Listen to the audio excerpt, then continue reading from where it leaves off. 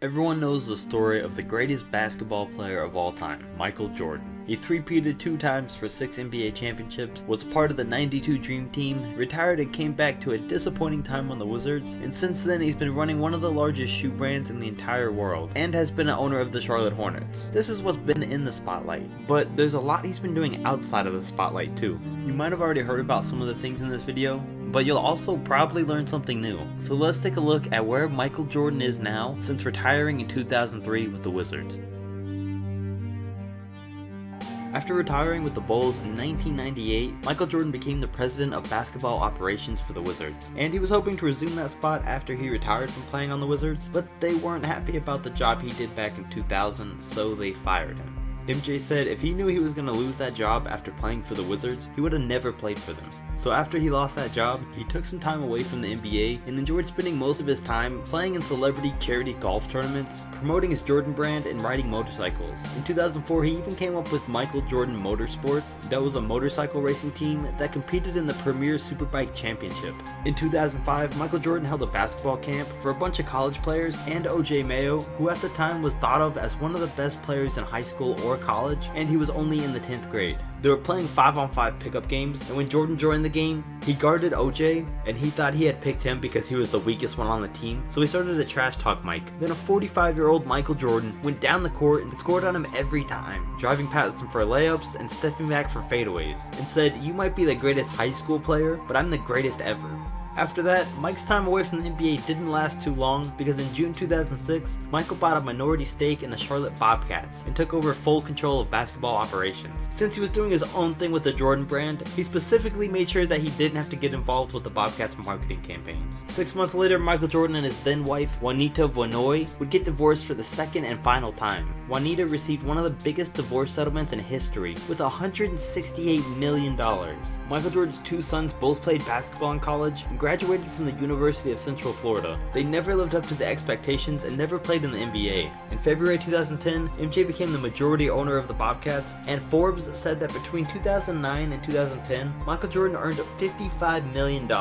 Within that time, Michael was inducted into the Naismith Basketball Hall of Fame, creating the Crying Jordan meme, and giving a speech thanking everyone who helped him and motivated him in his career. Surprisingly, even with all the money MJ made on and off the court, during the 2011 NBA lockout, Jordan led almost half the league's owners to try and bring the players' basketball-related income down from 57% to 47%. People called him a hypocrite for this, and the players and owners ended up settling at 51% for the players. Speaking of his time as an owner, Jordan hasn't been the best team owner by any means. He selected Kwame Brown back when he was in charge of the Wizards, and Adam Morrison with the 3rd overall pick back in the 2006 draft. Oh yeah, and he was the owner of the Bobcats team that went 7-59 during the lockout. It was the worst win percentage by any team in history. Jordan said it was very frustrating. Since the Bobcats and now Hornets were so bad, it led to Charles Barkley making fun of them and criticizing Michael Jordan for not doing a good job as an owner and surrounding himself with the right people. So Michael Jordan got mad at Charles Barkley back then, and they still don't speak or have a relationship to this day. Charles says he refuses to apologize for doing his job, but he's willing to work out the problems. I mean, I'm on Barkley's side for this one. Michael Jordan's gotten all the praise in the world for his entire career, and the one time he starts to do bad, he has a problem if someone talks about it. On a bright side though, in 2011, Michael Jordan proposed to his longtime girlfriend Yvette Prieto on Christmas, and they got married in 2013. In 2012, it was around this time that the rumors came up of Michael Jordan making another comeback to the NBA. Back during his Hall of Fame speech, he said, "Don't be surprised if you see me back on the court at 50. I'm not playing." So the rumors began, and the fact that MJ beat a 19-year-old Michael Kidd Gilchrist in a one-on-one only fueled the rumor. But sadly, nothing ever came of it. To this day, people still say that at 53 years old, Michael Jordan could score 20 points a game in the NBA. In 2013, since there can't be 2 horrible team names in the NBA, once the New Orleans Hornets changed to the Pelicans, Jordan did the right thing and changed the Bobcats back to the Charlotte Hornets. The next year, 2014, was a great year for Jordan because although he had twin daughters at 51 years old, he made $100 million that year, more than he made in his entire playing career, and was officially named as the first ever NBA player to become a billionaire, and now owns almost 90% of the Hornets organization.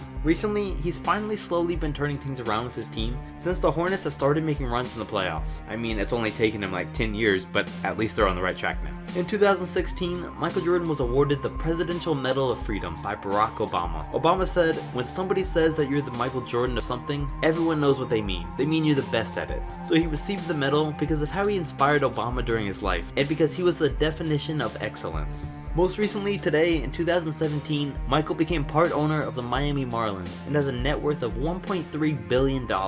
He's the third richest African American in the world, only behind Oprah Winfrey and Robert F. Smith. So now he spends most of his time with his family, helping his 3 older kids build their careers since they won't be playing basketball, building the Jordan brand, and being an owner of the Marlins and the Hornets. So it's safe to say that Michael Jordan's living a great life today as a billionaire. I know there's probably a lot of small details that got left out, but it would have been impossible to cover every small thing Jordan's done. So this was a broad look at where Michael Jordan's been since retiring and what he's up to today. So if you enjoyed this video, definitely comment and subscribe to let me know. And as always, comment who you'd like to see where they are now next.